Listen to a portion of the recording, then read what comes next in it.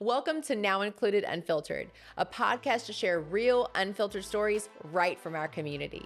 This week, we're back in Chicago at Loyola University speaking with the recruiting director and assistant coach to the women's basketball team, Jordan McCann.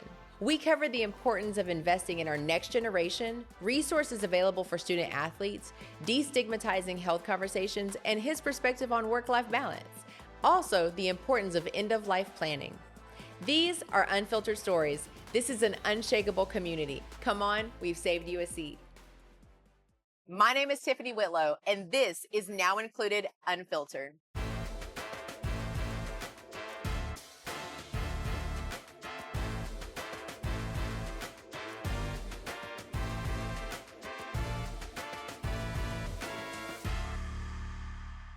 I am so excited to be here at Loyola College today with the recruiting director and assistant women's basketball coach, Jordan McCann. Jordan, welcome. Thank you. Actually, I feel like I should say thank you for welcoming us into your home. Y'all a family. Thank you. Thank you. So this is a really special episode for me because my husband is a head baseball coach. And so I know this is basketball, but I got to jump right in and say, number one, kudos, because you all are directly investing in our next generation. This is home for you. We can't come to Chicago and not talk about the future of Chicago. So tell us a little bit about the university and why you're so excited to be here. Well, again, thank you for having me. And for me, it's a dream come true to be here in my home city, to coach in front of my family. And at this university, it's awesome. I felt the family feel once I got here on campus. Coach Goof and our administration, they do a very, very good job of welcoming families from all over. It made it really easy for my family. And at the time, and my wife, she was pregnant. So that transition was tough for us, driving 13 hours from New York. But yeah, 13 hours. And with a pregnant lady, I had to stop a lot. I bet say that was the last time. This is, again, it's just a dream come true. And again, our administration and my head coach, they've done a tremendous job here and welcoming me and my family. It's been fun. So, at Now Included, we like to say that we meet people where they are. So thank you again for allowing us to come into your home and meet you here. But we also like to get to know the community and understand what is so unique about Chicago, what resources are available here. And so I want to hyper focus on what resources are available for your students as they're coming in, because you're the recruiting. You're in out of here in these streets. So what are you saying to people? Like, why is this the place to come? It's the place to come. We call it a resort on the lake, first off, as you could tell. I was outside. It's the resources that we have here. You make it more than just basketball. We want to win, of course. We're competitive. My head coach, we're in a good, really, really good conference, but she wants to notarize or really have the kid feel like she's here. Okay. Like not just on that court, but off the court as well. So we really want to kind of really make them feel, especially the ones that are far from home. Yeah. Make them feel like they're family and not just someone just come plays basketball out here on this court. No. We want to know what they like off the court. We want to know what they need from us being far from home. We want to know every aspect, what they want to do in life. We want to know, how they're going to get there. What are your goals? How can we help you get there? And it's just that part, and I think that's what makes it fun for us as coaches. So it's fun. So, I'm also kind of a little spoiled because I also have a D1 college athlete. And, it was kind of eye-opening to me because he's been an athlete all of his life, and we've gone through these physicals. And so you have to have your yearly physical to be able to play sports. But going into college, he had to do sickle cell testing and additional testing on his heart. One of my number one question was, I can't be out here advocating for people to have these conversations at home and I don't have these test results. That was number one. But then number two, why didn't we do this screening earlier in life? What types of screening do you offer for your athletes when they first come here and land at the university? They get so much care, with all of that stuff, because at the end of the day, you just said it, some of our young women, they haven't had any of these screenings. And it's very important because, again, in the past years, and especially in collegiate athletics, we've seen some kids dropping left and right. Yeah, especially heart issues. Yeah. They're huge. So it is really imperative that they're taking, when they come here, they're taking tests with our our own professionals with our athletic department and our athletic trainers. They're getting those tests back and forth. That's very important. So us coaches know, hey, this kid has an enormous amount of, she's passed out a couple times, or she's had a few seizures and things of that sort. Yeah, that's super important. That's good for us to know. So on the bench, we know that this kid has asthma, or hey, we gotta give her a rest, coach. She's might be getting to that point. It just helps the long To be able to run. look out for those signs if you see them and they're on the court and they're playing, or make sure that they have the preventative care that's needed even before they get to that point. Absolutely. And being a parent, the parents are like, well, you guys should have knew this was going to happen. We want them to The be blame like, is coming to somebody. exactly. We want to make sure it's all taken care of, and that's the care part that our head coach and our program really values, and this whole institution values. Yeah, so something we talk about a lot in my house is just your mental health. And I want to try to normalize I feel like there was a negative stigma around like mental health, because people talked about mental health when they talked about mental health illnesses. Yes. And the reality is, like, you can be sad, you can be happy. And when you have a baby, which I know you have a little one, you're teaching these emotions, and we're trying to normalize those emotions. What are you all doing here to not only kind of normalize the fact that I'm gonna be a student, I'm gonna go through stressful moments, you're gonna make bad grades, hopefully not.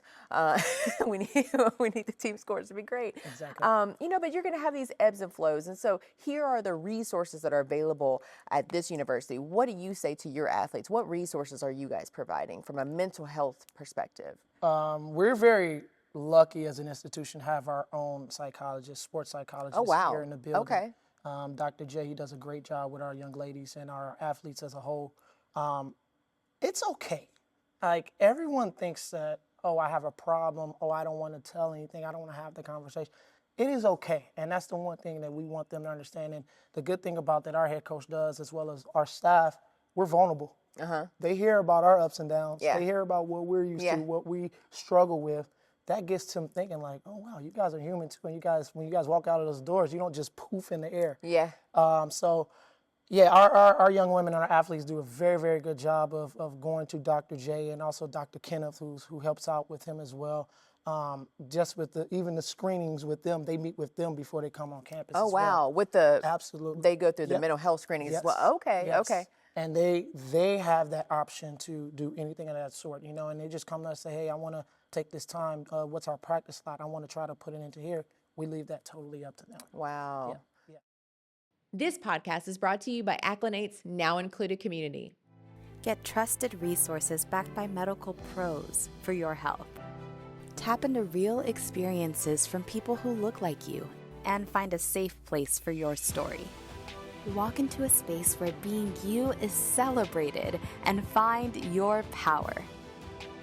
Your health, your story, your power. So, I know we've talked a lot about these athletes. What are you doing to focus on your mental health? It's been golf for me.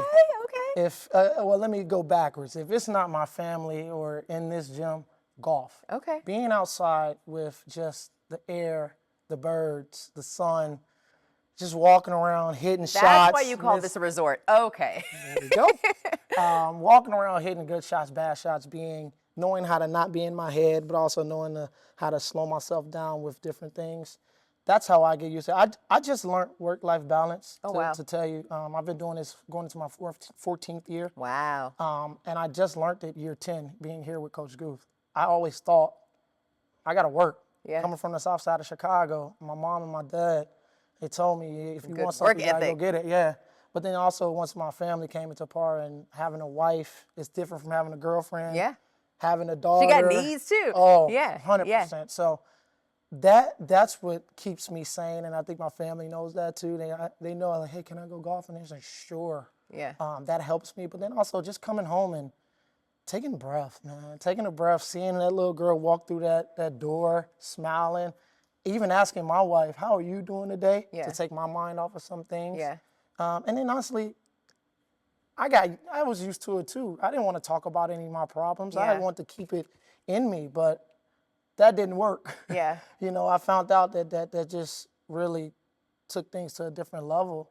But then once you come to someone that you love and find something that you love doing, it makes it that much easier. No, I mean, I do feel like it's an evolving situation because even for me in my situation, my husband wasn't a coach when I married him. And so he was an 8 to 5 type situation. For coaching, y'all never turn it off, especially I can imagine in recruiting because even in your off season, you're looking for that next year. You're looking for people who you could develop in the upcoming years, right? And so how are you able to manage, or like, how does your wife support you at home through that process, knowing that you really can never turn it off fully? Like, you can balance out work and life, but you can't really actually like tune it off. And not to mention that if an athlete calls you in the middle of the night with a problem, you have to tend to that problem. For sure. I'm lucky. My wife played Division I basketball. Okay. So she understands. She knows. understands it. I'm lucky. Okay. Like, so she knows, and she was very, very competitive growing up in Brooklyn for her and playing basketball all her life. So she knows, like, if I'm coming in, she reads that face, she goes, all right, I'm not going to ask him about the game, or she comes to the game. I'm going to leave early. I'm trying to separate. Yeah. I'm going to leave that alone. But yeah, I'm very lucky for her. We have a calendar. We talk about a lot of stuff. Okay, you have She's a like, calendar. oh Okay. yeah, right on the fridge. I'm a fat boy at heart, so I go to that fridge. I'm about to open it up. Nia, I'm doing this. She knows. But I'm type A. We have to be organized. I think that helps my family know where I'm at, and then I have to know where she's at. Because you're on the road traveling with the team. For sure. Do they come with you? Sometimes. Okay. Sometimes they do, and I think that's the fun part about my head coach and our administration. They love family. So they want everybody around 24/7. Yeah.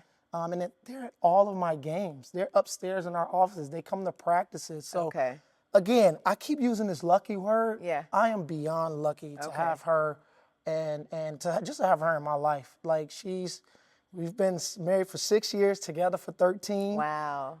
And the little one's how old? She's 2. She'll be 3 in October. So yeah, for her, she's been my rock. She knows if I'm doing something. She knows if I'm going recruiting. Hey, can you call me when we get off the flight? Can you call me when we get to your rental car? Can you call me when we get to the hotel? Yeah. That's been helping me because I needed some help with that. I forgot to call a couple times. Yeah. Calendar reminder. Hey, Siri. Exactly. So, but her dealing with that, and then my mom and my sister, my family, they're here. So they know it too. But it takes a village. And everybody says it takes a village to raise a child, but it also takes a village for me because I have to know and learn from all of them of what they like. Because my mom wants me to call her too. Yeah. So I got to find time in that rental car while I'm going to somewhere to go recruiting. So I'm lucky. Okay. Let's just say that. I was at an event and I saw the athletic director for Alabama A&M University call his mom out. And I was like, note to son, when you get to this point in life and you have a wife, call your mom out. Thank you, love you. For sure. Yeah. So I really appreciate that. I mean, I really believe, and you're in a very fortunate situation too. You have a little girl. I would imagine your wife can also be a great resource for your athletes, especially since she has shared their lived experience. And we talk about that a lot on our platform of like, you can change these narratives that currently exist through sharing your lived experiences. And I would imagine your wife has it. Your little girl's going to be so excited to grow up in it. Is she going to play basketball? I hope so. She's been doing the dunking on the Fisher Price. So we had to move the rim up. We're trying to teach her to shoot, but she wants to pass. Okay. And I'm like, okay. That's not the position I want you to play, is that? Let's get aggressive shooting the ball, but yeah, we're hoping. Okay, gotta knock her down or something a little bit. Exactly. But if she's anything like her mom, she gonna play basketball. She'll figure it out. She'll figure it out. For sure. So what resources are available for people here in Chicago, even off campus, as it relates to healthcare? I think that it's really cool that we have a really good support system as far as like the different doctor offices in Chicago, even Northwestern Medical, and I kind of use that because that's where my little baby was born. And I know for me, we actually have access to that as far as even going back to the mental health piece for coaches. Okay. We have that piece to go to as well. Chicago is such a big city, and I think that even from community to community, you could go literally anywhere. I'll even talk about one where I grew up with on the south side of Chicago. My grandma and my family, we have a daycare. It's Loyola Community Service Center. And now, since COVID has happened, they kind of switched over to that part. So now she's going hand in hand with the Chicago Public Schools Department. And Wow. she worked She alongside had this them when with you were her. growing up? All of my cousins went through my grandma's daycare. Wow. Very, again, lucky, Wow. fortunate to do that and not have to worry about childcare for my mom and dad and all of my aunts and uncles and stuff like that. And so you've had this community. Now you're here at the program. I mean, this is like in your blood. Absolutely. This is who you are. This is not a surprise to anyone. Okay. No, it's some people think that they're just like, oh man, you did this and you did that. I kind of say, yeah, I'm very blessed and fortunate to have this. It took some time. It took some work, especially being from the South Side of Chicago. I never take that for granted. I love this city to death. I love my community. I love how I grew up. I love my family, and just learning from all of that just got me to where I am today. Yeah. How are you and your wife at a point where you're planning all the way for end of life future? She got me learning that. I Okay. did not understand that enough, and she's having me. I had to do the whole, oh, you gotta get this life insurance, and I'm like, I don't want to talk about that. No, I'm here. I don't want to. No, but yes. That is big, and I think that it's more important now because I have a daughter, me learning more about my health, her health, and knowing where my mom is at in her life now, and what's my sister's process. That's become very important for us, and we talk about it a lot. Yeah, that's really good. When I hear your story and I think about how involved you were at the daycare and with your family, and you've mentioned your grandmother, you've mentioned your mom, I mean, just how important your family is. And then when I think about how you pour yourself into this program here, I know firsthand through my husband, like you pour so much into other people that someone along the way has to remind you like, hey, can we like plan in case you're not here to pour into me or to all these different things. And so, I mean, that's something that even recently we've started to talk about is like, what does end of life planning look like? I lost my grandfather last year, and that was like a huge thing for him. I mean, when he passed away, he had everything set up, like to the point where my grandma's disability rolled over because he had sent in proof of their marriage license. So literally when he passed and they got the notification from the military, everything was so seamless. And so I just like to talk about the realities of like, we talk so much about what we're doing today and how we're trying to prevent these things from happening in our life. But I don't think we think about like the end of life. Like, can you think about it kind of backwards planning? And so I just was thinking about asking, that one, because I don't know many men that are sitting around trying to talk about that. No one likes talking about death. But you can't really think about like today in your health and how healthy you are and how you're working out all the time and you're around these athletes and not talk about that reality. And I'll give you the other side of that. I actually lost my father right when I got this job, 4 months after. Wow. So that was eye-opening for me. It was abrupt, out of the air, so that was big for me because he didn't. He had some small stuff where he had set up and we knew. He was like, he must have knew that he was about to, transition. But yeah, that's why. Because after that experience, because that was tough. And I still say, if I wasn't here, I don't know if I'd be coaching. Because it would be tough if I was back in New York at my other institution, if that would happen. But it's very important. So that kind of kicked me into gear. And then my wife gave me that little nudge too. So it's very important. Yeah. So you are also just touching on one thing that we say all the time, and it takes a village. It takes a village to pour into other people. It takes a village to pour into yourself. It takes a village to plan. And so I just applaud you for having, I know you call it luck and fortune, but I think it's just your honest reality, right? I mean, it's through planning, it's through whatever God's purpose was for you in your life that you're in the predicament that you're in today. So, I mean, you are blessed beyond measure to be here, and I'm blessed to have you to share your story with us as well. If you were going to leave us with one thing, what would that piece of advice be? I have a few closing remarks. You can give me a general one, but then I got a real specific one. I'm a firm believer of success being a habit and not a goal. And once you create that habit with everyday life and what you do, I think that it's really easy for you to just take it one day at a time and utilize it. Mm-hmm. I got that from one of my first head coaches, Aubrey Grimsley, and that stuck with me forever. That's on my Twitter handle. Oh, wow. I want to give her credit for it because it wasn't mine.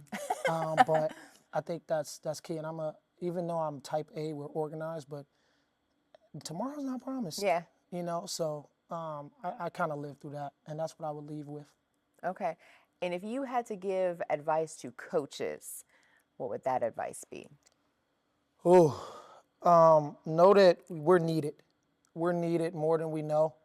And also stop thinking about the wins and the losses.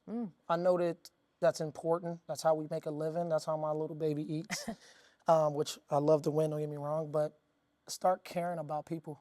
It's not about the wins and losses. Really care about the people around, how you treat people. My grandma told us that when we were growing up, treat people the way you want to be treated. Yeah. And that's all that I wish our coaches nowadays need to really think about and really try to talk more about, because that's not being talked about enough. Yeah. So. Well, thank you again for the opportunity to be here in your home. These are unfiltered stories. This is community. And don't worry, we saved you a seat. Thank you for listening to Now Included Unfiltered. If you enjoyed this episode, be sure to give us a follow and leave a 5-star review. We'll see you next week.